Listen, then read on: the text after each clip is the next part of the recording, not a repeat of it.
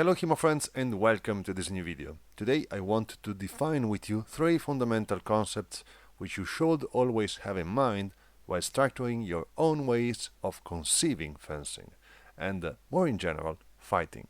These three concepts are doctrine, strategy and tactics, going from big picture to in detail following this exact order. Your fighting doctrine actually refers to the way in which you face fighting conditions on average.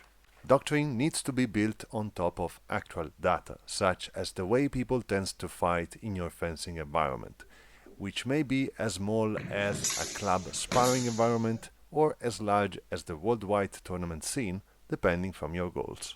The data that you need to gather to build up a sensible and relevant fighting doctrine are many, and here I will give you a list of them.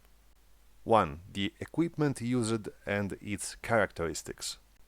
2. The most common techniques used with such equipment in a defined environment. 3. The most common tactics used in that defined environment. 4. The rule set, if there is one, or the unwritten rules on top of which fighting is generally conducted. 5. The average amount of space in which the fighting takes place and its limitation and/or obstructions. 6. The most common strategies built on top of the previous informations.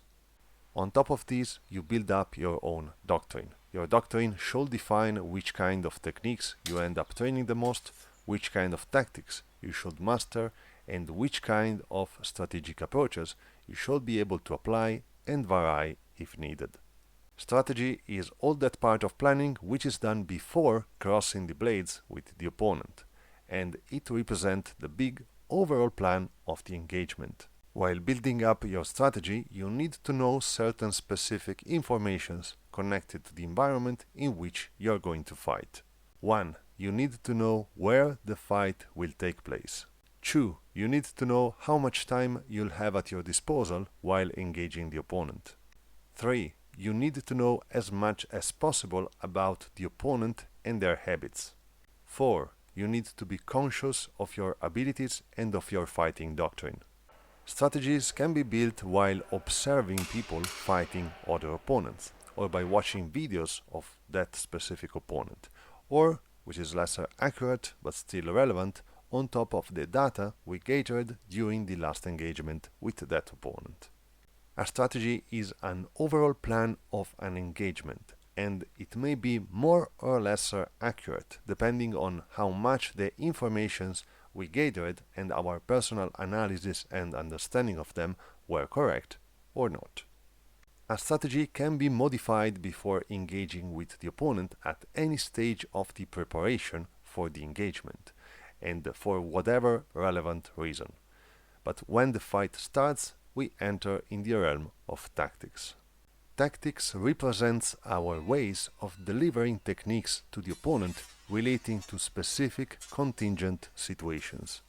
They represent that part of our planning which can be dealt with only on the field by observing the opponent and judging on the spot.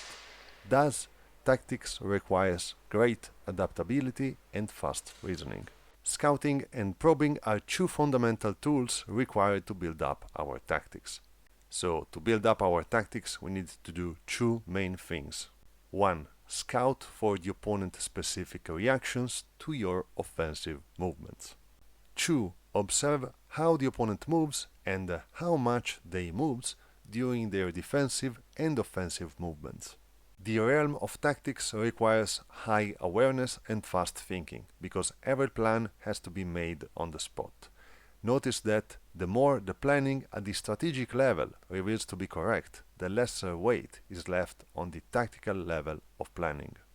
Very good people, I hope you enjoyed this video. Remember to check my Patreon, link in the description, and to subscribe to it if you want to support me while receiving in exchange more of my contents. As always, thanks for watching and see you next time.